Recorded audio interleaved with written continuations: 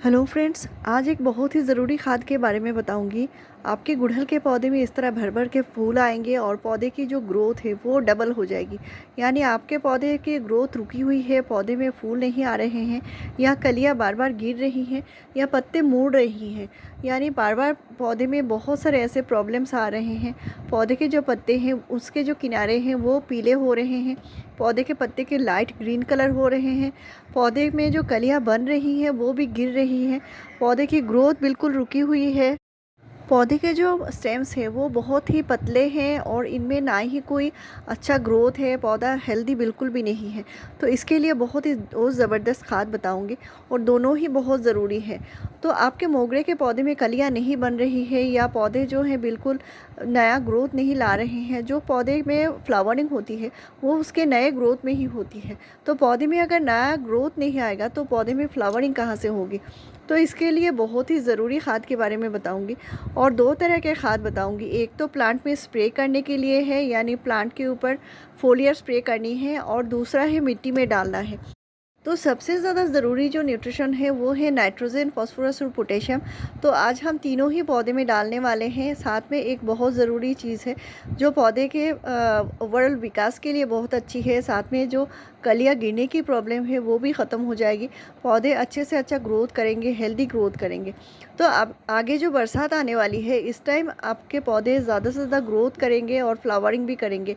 अगर आपके यहाँ बहुत ज़्यादा गर्मी है तो गर्मी के मौसम में आपको जो खाद डालनी है वो मैंने पहले से ही वीडियोस शेयर करके रखी हैं, और ये सारा डिटेल्स वीडियो आपको मिल जाएगी। मैंने गर्मी के सीज़न में आपको कौन कौन सी ठंडी खाद पौधे में देना है इस पर सारा डिटेल्स वीडियो मैंने शेयर करके रखी है।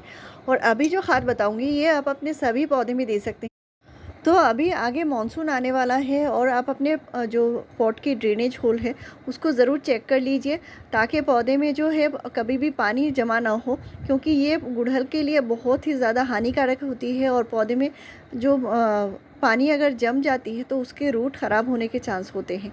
जो हाइब्रिड जितने सारे प्लांट होते हैं वो थोड़ा सा नाजुक होते हैं उनके जड़ें, इसीलिए जब भी आप गुड़हल के पौधे लगाएं उसको अपने प्लांट के अनुसार ही लगाएं। यानी प्लांट जितना बड़ा हो रहा है उसके अनुसार ही प्लांट को रिपोर्टिंग करनी है, और उसके साइज़ के अनुसार ही आपको बड़े साइज़ के पॉट देना है। यानी आप नया नया पौधा ला रहे हैं नर्सरी से तो आपको छोटे से प्लांटर में ही लगानी है, जैसे 8 से 9 इंच के प्लांटर में लगानी है।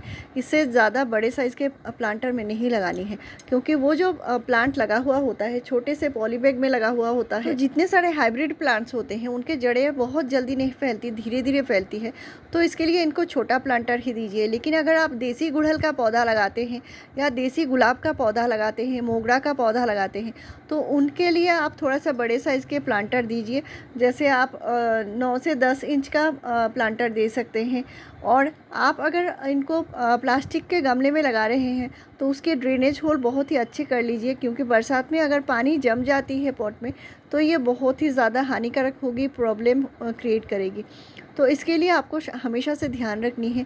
और गुड़हल के पौधे में आपको अच्छी फ्लावरिंग लेनी है तो ये एक बहुत ही ज़रूरी ट्रिक है जो आपको ध्यान रखना है। पौधे में कभी भी ज़्यादा से ज़्यादा पानी नहीं डालना है, और हर रोज़ आपको खाद नहीं डालना है। यानी खाद डालना है लेकिन आपको कम से कम वीक में एक बार खाद डालना है, वो भी आप लिक्विड तरीके से डाल सकते हैं। लेकिन अगर आप हर रोज़ गीली मिट्टी में खाद या पानी डाल रहे हैं बार बार तो इससे पौधे को नुकसान होगी। साथ ही साथ पौधे के जो पत्ते हैं वो मुड़े सिकुड़े आ रहे हैं। तो आप जो भी खाद डालेंगे इसका मतलब है पौधा कोई भी न्यूट्रिशन मिट्टी से ले नहीं पा रहा है।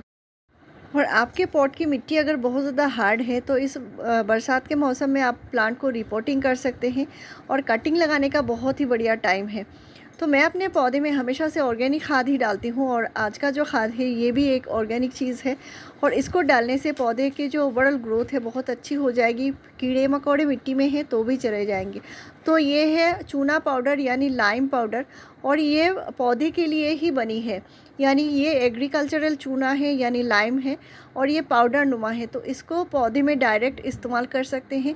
लेकिन मैंने पहले से ही पॉट में पानी देकर रखा है, और आपको भी यूज़ करनी है तो आपको शाम के टाइम ही यूज़ करना है, और मिट्टी को गीला कर लेनी है, क्योंकि बहुत ज़्यादा सूखी मिट्टी में अगर डालते हैं तो ये जड़ों को भी जला सकती है।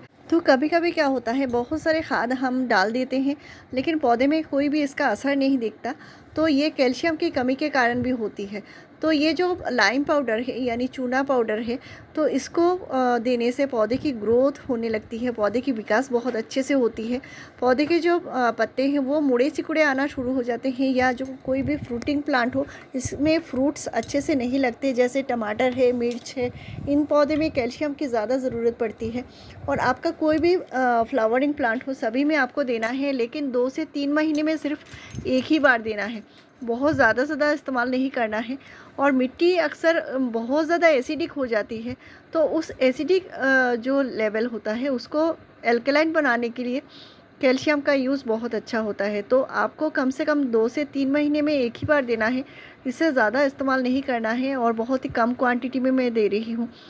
मिट्टी पहले से गीला करके देना है और शाम के टाइम ही देना है। गुलाब के पौधे में इतना सारा ग्रोथ आप देख सकते हैं, और मेरे पौधे में फ्लावरिंग भी हो रही है।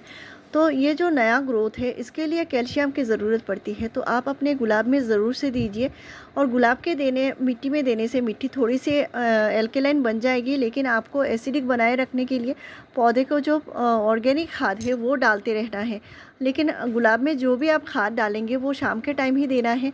और गुलाब के पौधे में भी बहुत अच्छे से शवरिंग कीजिए, क्योंकि गुलाब को अच्छे से पानी से तेज़दार से शवरिंग करेंगे, पौधे में गर्मी का जो असर है वो नहीं होगा। और पौधे को किसी भी छायादार जगह पे यानी सेमी शेड में आपको रखना है। तो मिट्टी गीली हो तभी आपको देना है। तो आपको कम से कम 2 से 3 महीने में एक ही बार देना होगा। और अभी जो मैं खाद बताऊंगी, इससे पौधे के जो पत्ते हैं वो लटकिन बनेंगे, पौधे में जो कलियां आएंगी वो बिल्कुल नहीं गिरेंगी। और कलियां नहीं बन रही हैं तो पौधे में कलियां बनना भी शुरू हो जाएंगी। तो पौधे को बहुत ज़्यादा ओवरऑल हेल्दी रखने के लिए भी ये खाद है।